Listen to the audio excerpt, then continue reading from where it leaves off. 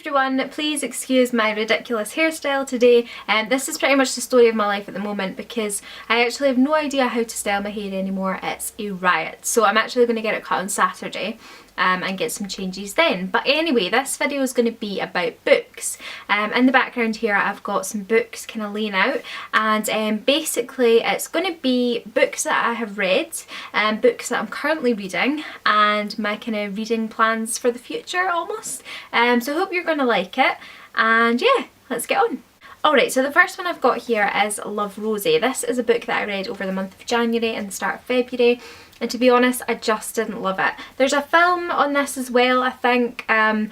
This book just wasn't for me. It was really, what's the word? It was like frustrating because you almost at times were just like, oh come on, like just get together. I mean really, you both feel the same way, why is this not happening? So it was a really frustrating book.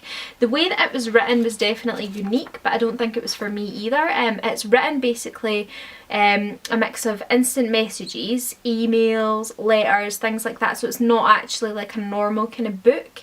There wasn't much description in it, it wasn't very thought-provoking, a really kind of easy read with just a lot of frustration in it, not a lot of kind of enjoyable chapters.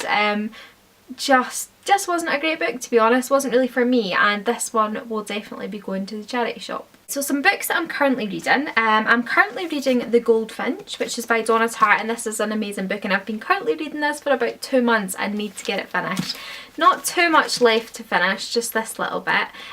So yeah, I'm definitely going to get that finished soon. I adore this book. It's amazing. It's just such a descriptive, beautiful read. It's just beautifully written. I really love Donna Tartt actually. I've also read her The Secret History, I think it's called, and I want to go back and read that again because I remember loving that book, but this one is just really nice. I just haven't been finding the time to read it. I've been doing other things, so I need to get this one finished.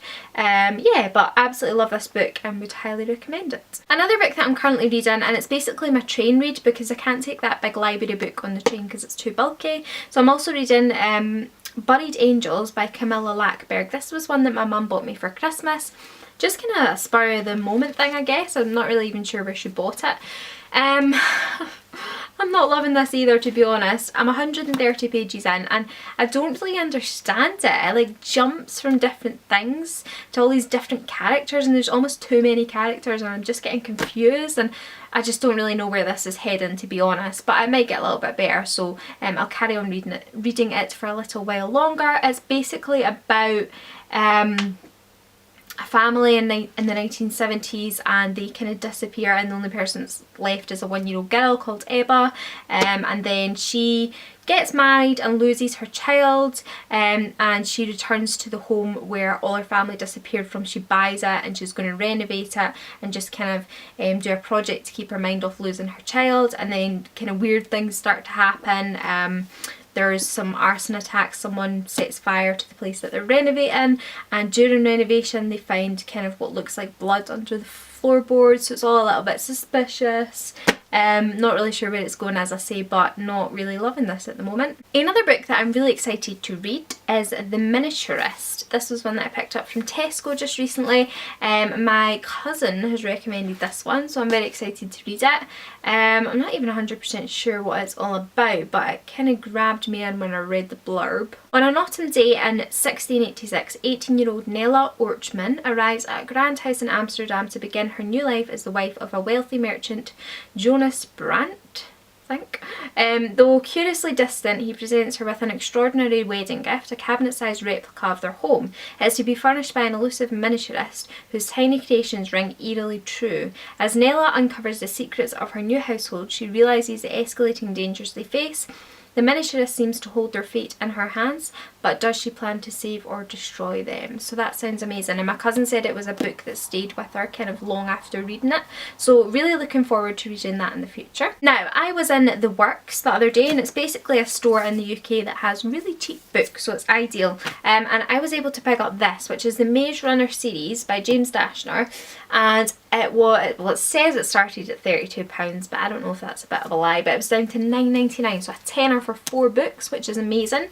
I actually haven't read the first book, The Maze Runner, but I've seen the film. So yeah, I know kind of what that's about, but I haven't actually read the book, so I'm really looking forward to reading that, and also the other 3 books that follow as well. So such a bargain, and I'll definitely be reading some of these in the future. A book that I ordered on Amazon was this one here called The Husband's Secret. I was drawn in by this stunning cover. It's absolutely beautiful. Mother of 3 and wife of John Paul, Cecilia discovers an old envelope in the attic.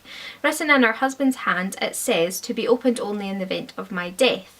Curious, she opens it and time stops. John Paul's letter confesses to a terrible mistake which, if revealed, would wreck their family as well as the lives of others. Cecilia wants to do the right thing, but right for who? If she protects her family by staying silent, the truth will worm through her heart, but if she reveals her husband's secret, she will hurt those she loves most.